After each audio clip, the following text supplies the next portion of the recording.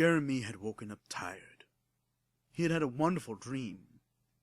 He'd relived his wedding day and had woken up just before he cut the cake. Much better than the night before. He had an awful nightmare. He had killed his wife with his bare hands, leaving her on the bedroom floor and leaving for work. He had hardly slept after all that.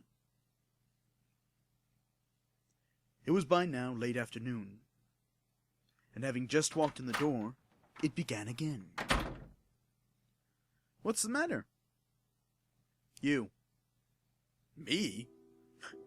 "Jeremy, you treat me as though I'm a stranger, as though I'm untrustworthy." "That's because you are.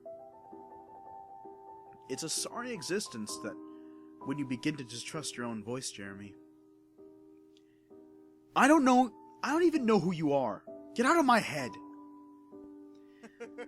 The voice began its putrid cackle, a cacophony of callous cries which Jeremy had begun to become accustomed to. He wasn't going to let it bother him anymore, though. He had decided that upon the same morning. He had his own life, one that was good, too good to be tainted by a voice inside his own head. It's your own voice, you know. "No! You're wrong!" Jeremy stopped himself. He breathed deeply, shutting his eyes so as not to allow himself to be distracted. "Just you and I now, Jeremy. What do you want with me?" The voice chuckled softly. "I want nothing from you. Why would I? How could I? I'm but a voice, one that only you can hear.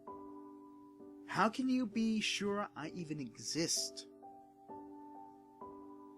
Jeremy willed himself to think of a response, but he couldn't think of anything.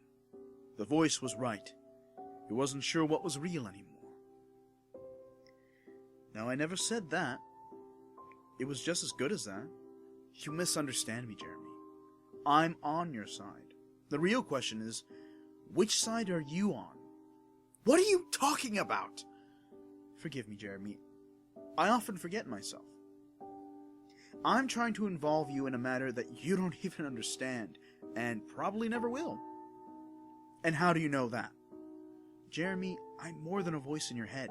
Far from it. I am the advocate of your past, present, and future. In fact, I'm surprised you haven't realized that by yourself." Jeremy felt his anger starting to grow. "Don't even dare to patronize me. I've not had a moment to myself since you came into my head. You make it sound as though I arrived. I was here all along, Jeremy. I'm the product of your aggression, your own awful thoughts. While you dreamed of killing, I was trying to help you find peace. But there was a point, Jeremy, that I could no longer help you." Jeremy laughed at how ridiculous the situation was. This voice, whatever it was trying to blame him for his own existence. "You're the only one I can blame, Jeremy. Can I not have a moment to myself?" "You're already alone. You're here. I thought we've established this. I am you. Or rather, I am your thoughts. Your aggressive ones, at least." "You don't sound very aggressive." Why be aggressive towards yourself?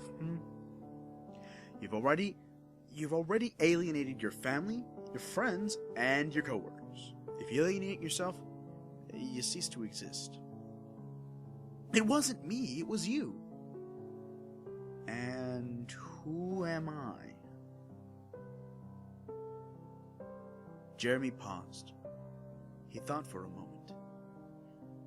He only had the theory that the voice was his own, which was, of course, suggested by the voice itself. But what other plausible explanation was there? Ah, now you're beginning to see the truth. What truth? that the existence of an ambient voice inside your head, my existence, means that you're either simply thinking to yourself something which everyone does, or you're insane. Now, which do you prefer? Is that really an honest question? The voice chuckled. Of course not. Nobody wants to be called insane, much less by their own voice. Are you starting to see what I'm getting at? Not really. Okay, you are always complained of tiredness after sleeping. You toss and turn at night while you have vivid and incredible dreams. Yet, you sleep soundly while you murder the innocent in your slumber. And you wake up feeling refreshed after. Do you not see it now, Jeremy? You're not insane.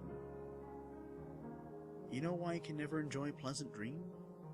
Why? Because you know that you're dreaming.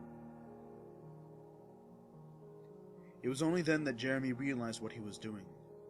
Sitting on the freshly murdered body of his wife on the bedroom floor, picking her skull clean.